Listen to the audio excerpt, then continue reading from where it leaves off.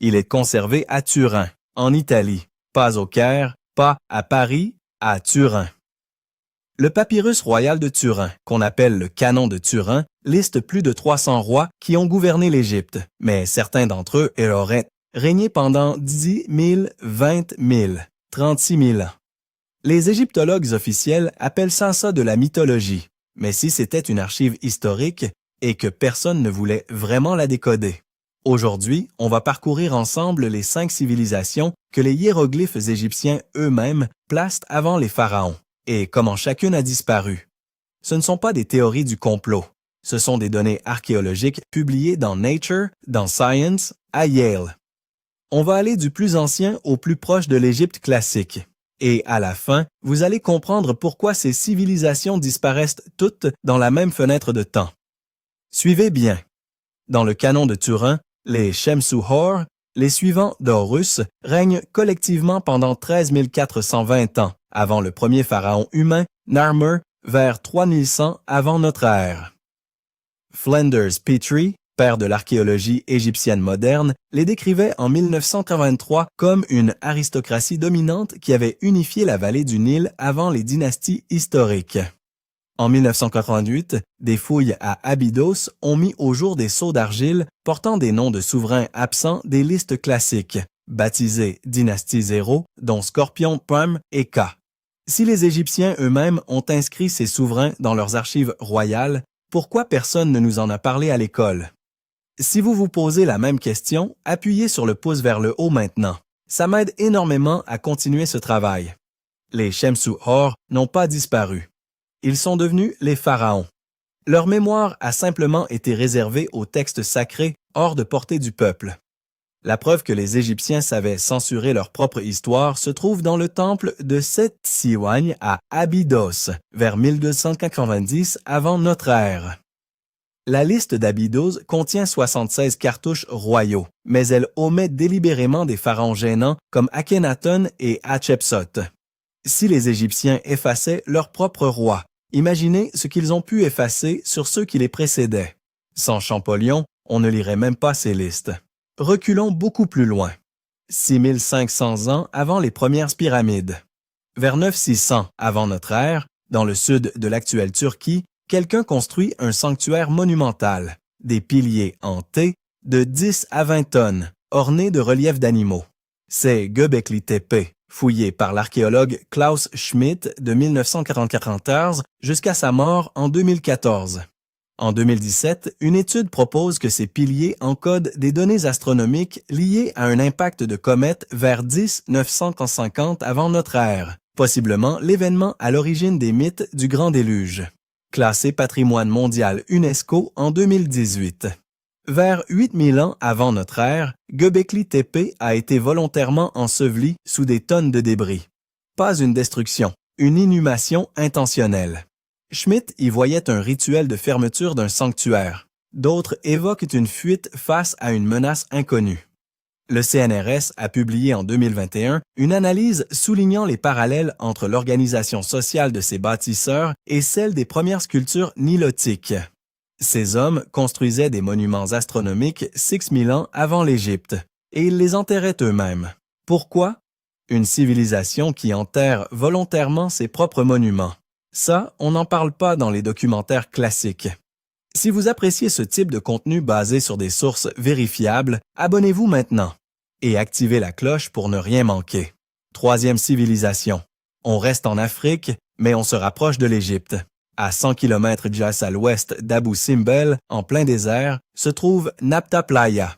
Un cercle mégalithique aligné sur le solstice d'été et sur Orion, daté de 5000 ans avant notre ère. 1000 ans avant Stonehenge. Découvert en 1974 par Fred Wendorf par accident.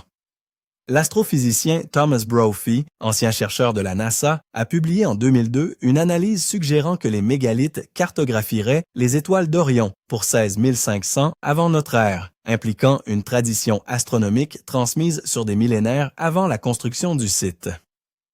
En 1998, une équipe de l'Université du Colorado publie dans Nature que Nabta Playa est le premier alignement astronomique connu de l'histoire humaine et que ses constructeurs ont probablement migré vers la vallée du Nil quand le Sahara s'est désertifié vers 3500 avant notre ère, apportant leurs connaissances aux proto-égyptiens.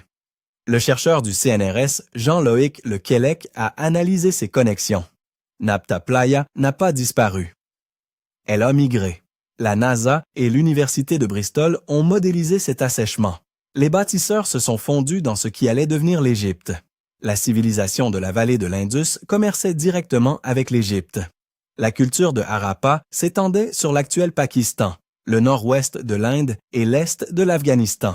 Son apogée, entre 2600 et 1900 avant notre ère, contemporaine des grandes pyramides. La preuve. Des perles de cornaline harapéennes ont été retrouvées dans des tombes égyptiennes à Abydos. Des sceaux harapéens découverts à Ras al-Jinz, en Oman, attestent ce transit commercial.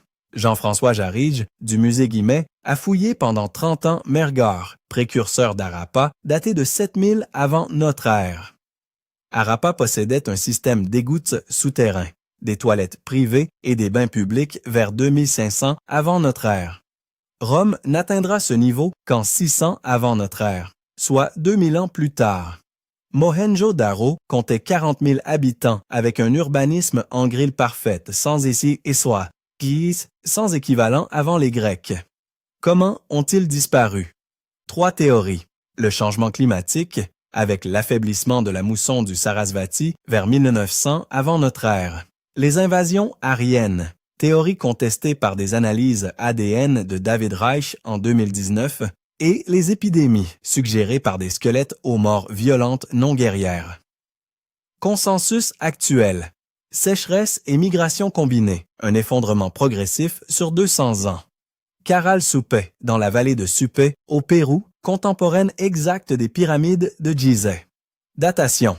Entre 3000 et 1800 avant notre ère. Confirmé en 2001 par l'archéologue Ruth Shady Solis, avec des datations carbone 14 publiées dans Science Magazine. 6 pyramides. La plus grande mesure, 160 mètres sur 150, pour 28 mètres de hauteur. Pas d'écriture, mais des quipus, les plus anciens jamais trouvés. 2 civilisations, séparées par un océan, construisant des pyramides au même moment. Coïncidence, ou signal d'un événement planétaire commun. Parmi toutes les grandes civilisations antiques, Caral est l'une des seules sans aucune preuve archéologique de guerre. Pas d'armes, pas de fortifications, pas de corps portant des blessures de combat. Cela contredit l'idée que la complexité civilisationnelle implique nécessairement la violence organisée. Source Haas et Creamer, 2006, Current Anthropology. Comment ont-ils disparu? Des études géologiques montrent des couches de sédiments d'inondations massives vers 1800 avant notre ère, précisément la fin de Caral. Un épisode El Niño catastrophique a rendu les vallées agricoles de la côte pacifique inutilisables. Vous avez remarqué quelque chose? Harappa s'effondre vers 1900 avant notre ère. Caral disparaît vers 1800. L'ancien empire égyptien s'effondre vers 2181. 3 civilisations majeures sur 3 continents différents dans la même fenêtre de 400 ans. Ce n'est pas une coïncidence. Et les scientifiques ont un nom pour ce qui les a toutes tuées. Cet événement s'appelle l'événement 4,2K, 4200 ans avant aujourd'hui. Une sécheresse mondiale d'environ 200 ans, reconnue comme l'une des plus sévères des 10 000 dernières années. Les preuves géologiques viennent des Kat et Anant des carottes de glace du Groenland, de spéléothèmes d'une grotte en Chine et des sédiments du lac Bosumtwi au Ghana. Les civilisations affectées. L'Empire akkadien, l'ancien empire égyptien, Harappa et Kara. Harvey Weiss, professeur à l'université Yale, dont les fouilles à Tel Leilan en Syrie ont fourni les premières preuves directes de cet événement sur les civilisations humaines, a publié une synthèse dans Pages Magazine en 2017. Jean-François Champollion est né en 1790 à Figeac, dans le Lot. En 1822, il déchiffre les hiéroglyphes grâce à la pierre de Rosette, capturée par Napoléon en 1798, puis prise par les Britanniques en 1801. Elle est aujourd'hui au British Museum, et l'Égypte en réclame le retour depuis 2022. Sans lui, le canon de Turin resterait illisible. On ne saurait pas que des souverains existaient avant Narma. En 1826, il devient le premier directeur du département égyptien du Louvre. Ce que nous savons sur l'Égypte antique a été filtré par qui contrôlait les objets, pas nécessairement par qui les comprenait le mieux. Voici ce que vous pouvez faire concrètement. Le Museo Egidio di Torino a numérisé des parties du canon de Turin, accessible sur museoegidio.it. La transcription de Gardiner de 1959 est disponible via BNF Gallica. Le département égyptien du Louvre est le gratuit le premier vendredi du mois, salle 650 et 1, niveau -1. Et l'application Stellarium, gratuite, vous permet de voir le ciel tel qu'il était à l'époque de Göbekli Tepe ou de Nabta Playa, et de vérifier vous-même les alignements astronomiques décrits par les chercheurs. Si vous voulez continuer à explorer ces civilisations oubliées, avec des sources réelles, pas des théories du complot, abonnez-vous maintenant et laissez-moi un commentaire. Laquelle de ces 5 civilisations vous a le plus surpris? Je lis tous les commentaires. 5 civilisations, 5 disparitions. Un seul patron qui se répète, le climat détruit ce que les hommes bâtissent, mais la connaissance, elle, migre. Les Shemsu-Hor sont devenus les pharaons. Nabta Playa est devenue l'astronomie égyptienne. Harappa a exporté ses perles de cornaline jusqu'au Nil. Et nous, 4000 ans plus tard, continuons à creuser la Terre pour comprendre ce qu'ils savaient. Le canon de Turin n'est pas de la mythologie, c'est une mémoire. Et une mémoire n'existe que si quelqu'un la lit. En 1822, Champollion a déchiffré les hiéroglyphes. En 1974, Wendorf a découvert Nabta Playa par hasard dans le désert. En 1994, Schmidt a déterré Göbekli Tepe. En 2001, Shady Solis a daté Caral et changé notre vision des Amériques. Chaque génération redécouvre ce que la précédente avait oublié. Si cette question vous touche, appuyez sur le pouce. Ça compte vraiment. Le prochain épisode explore l'Égypte antique. Quelle civilisation disparaît sous nos yeux aujourd'hui? Et qui, dans 4000 ans, la déterrera?